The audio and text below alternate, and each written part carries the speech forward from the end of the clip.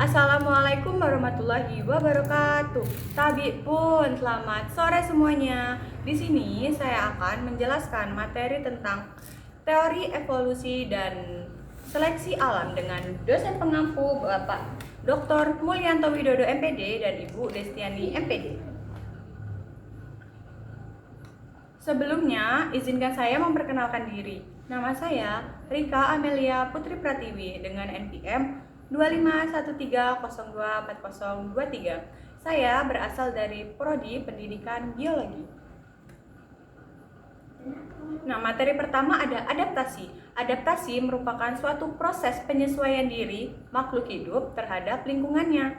Seperti contohnya ada unta. Unta beradaptasi di gurun pasir dengan cara menyimpan cadangan makanannya, cadangan lemaknya di dalam punuknya.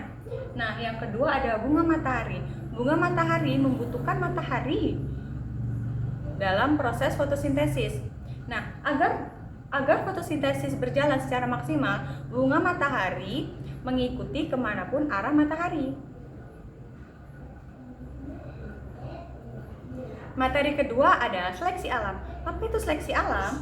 Seleksi alam akan terjadi ketika individu dengan sifat yang lebih menguntungkan memiliki peluang hidup dan reproduksi lebih tinggi daripada individu yang lain. Ketiga ada evolusi. Apa itu evolusi? Evolusi adalah perubahan terus-menerus dalam jangka waktu yang lama dari makhluk hidup melalui seleksi alam yang membantu makhluk hidup beradaptasi dengan lingkungannya. Nah, siapakah itu Lamarck?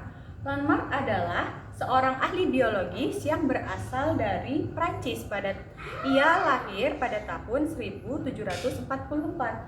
Lamarck dikenal karena ia yang mengemukakan teori evolusi pertama kali sebelum Darwin. Nah, kedua ada Darwin, Charles Darwin. Ia adalah seorang naturalis yang berasal dari Inggris. Ia mempelajari variasi tanaman, hewan, maupun fosil. Nah, Darwin terkenal karena teori evolusinya yang menunjukkan bahwa organisme yang bertahan akan lebih mampu hidup dan beradaptasi di lingkungannya. Nah, teori evolusi yang berbeda. Nah, menurut Charles Darwin ini menjelaskan bahwa sejak awal terdapat variasi jerapah yang berbeda. Ada dua variasi jerapah, yaitu jerapah berleher panjang dan jerapah berleher pendek. Jerapah berleher panjang lebih mudah mendapatkan makanan sehingga lebih mampu bertahan hidup dan melanjutkan kehidupannya dengan cara berkembang biak. Akibat seleksi alam, jerapah berleher panjang menjadi lebih banyak dan jerapah berleher pendek akan mati. Kedua ada Lamarck. Lamarck berpendapat bahwa dahulu jerapah memiliki leher yang pendek. Karena terus digunakan untuk menjangkau daun di pohon yang tinggi, maka lehernya beradaptasi dan menjadi panjang.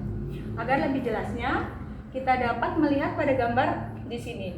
Nah, perbedaan teori evolusi menurut Lamarck seperti tadi, jerapah yang awalnya berleher pendek karena beradaptasi dengan lingkungan, dia harus bertahan hidup.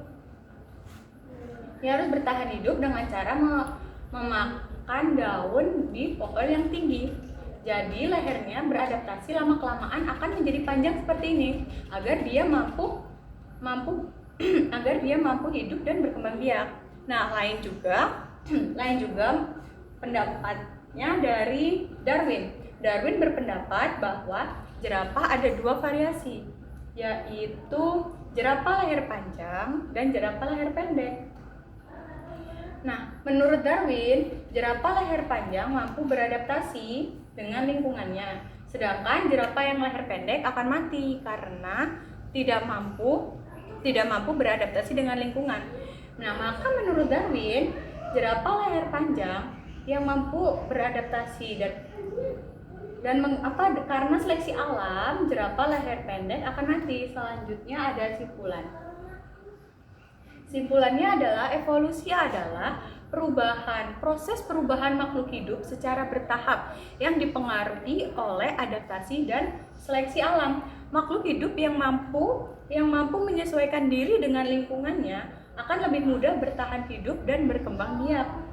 Teori evolusi yang dikemukakan oleh Lamarck dan Darwin dengan penjelasan yang berbeda tentang perubahan makhluk hidup bukan berarti mereka berdua salah. Mereka berdua hanya menjelaskan apa yang menurut mereka itu paling logis. Nah, selanjutnya ada dapus yang saya gunakan. Ada 1, 2, 3, 4, 5 dapus yang saya gunakan dalam materi evolusi dan seleksi alam. Sekian presentasi dari saya akhiri. Wassalamualaikum warahmatullahi wabarakatuh.